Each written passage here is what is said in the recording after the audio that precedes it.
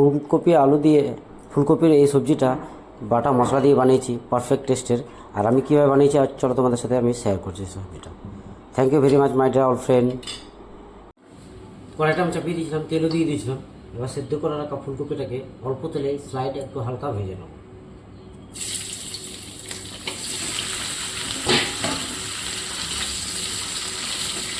অল্প তেলে ভেজে নিচ্ছি, বেশি তেল দেবো না, নাহলে বেশি তেলও খাবে প্লাস একটু বাজে লাগবে। ফাইনালি অল্প একটু তেলের মধ্যে এটাকে হালকা স্লাইড ভেজে নেব। ফাইনালি ফুলকপিটা আমি হালকা তেলে হালকা স্লাইড ভেজে নিয়েছি, এরকম হালকা লাল ভাজা হয়ে গেছে। এবার এটাকে আমি তুলে নিচ্ছি।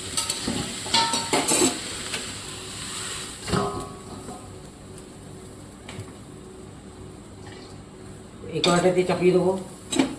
এবার মশলাটা বানানোর জন্য তেল নিয়ে নেবো। তেলটা কিছুক্ষণ হতে দেবো। এটা মাছ ভাজা তেল নিয়েই আমি বানাচ্ছি। তেলটা একটু বেশি পরিমাণ নিয়ে নিলাম।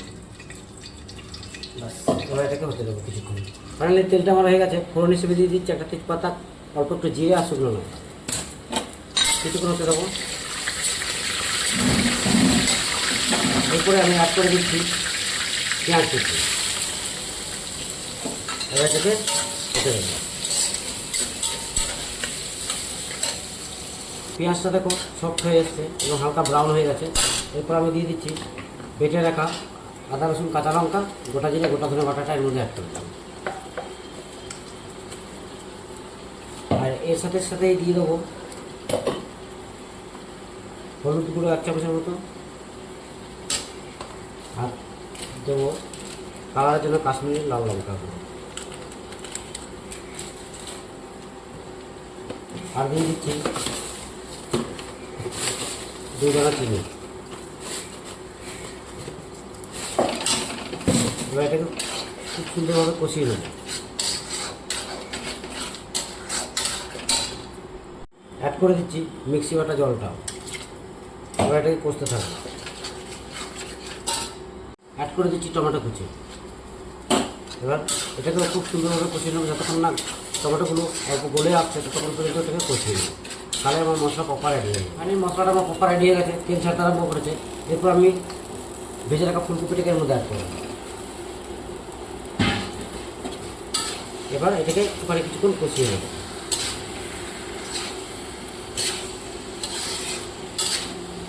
এমনিতেই সেদ্ধ করে ভাজা করা আছে আমার, তো অসুবিধা নেই।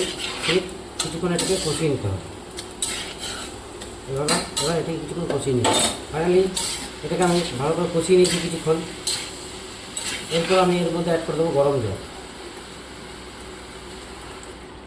লবণটা লাস্টে দেবো, কেননা ফুলকপিতে লবণ দিয়ে আমি এটাকে ভেজে নিয়েছিলাম, তো যার জন্য লবণ দিয়ে সেদ্ধ করতে দিয়েছিলাম, যার জন্য আমি লবণটা দিয়ে নিই। লাস্টে দেবো, 1 ফুট হবে, তারপরে চেক করে নামানোর এগিয়ে লবণটা দিয়ে দেবো। তাহলে লবণটা দিয়ে 1 ফুট দিয়ে হয়ে যাবে আমার। ফাইনালি এবার আমি লবণটাকে চেক করে নিচ্ছি, তারপরে সেই হিসেবে লবণ দেবো। লবণ লাগবে, তো এবার স্বাদ অনুসারে লবণ দিয়ে দেওয়া। এবার এটাকে কিছুক্ষণ হতে দেবো, তাহলে মোটামুটি আমার সবজি রেডি হয়ে যাবে। ফাইনালি দেখো সবজিটা আমার প্রপার রেডি হয়ে গেছে। নামানোর গিয়ে ধনে পাতা কুচি দিয়ে নামিয়ে দেবো। পারফেক্ট টেস্ট লাগে বন্ধুরা। এই রেসিপিটা পারলে তুমি অবশ্যই একবার ট্রাই করবে। চলো এবার নামিয়ে নিচ্ছি এটাকে, এবার সার্ভ করে যাবে। ঠিক আছে, thank you my dear all friend. সবজিটাকে নামিয়ে নিয়েছি, এবার এটাকে সার্ভ করা যাবে। সো চলো, থ্যাংক ইউ ভেরি মাচ। অবশ্যই ভালো মন্দ অবশ্যই কমেন্ট করে জানাবে বন্ধুরা, কেমন কী হচ্ছে না হচ্ছে আমার রেসিপিগুলো। Thank you my dear all friend.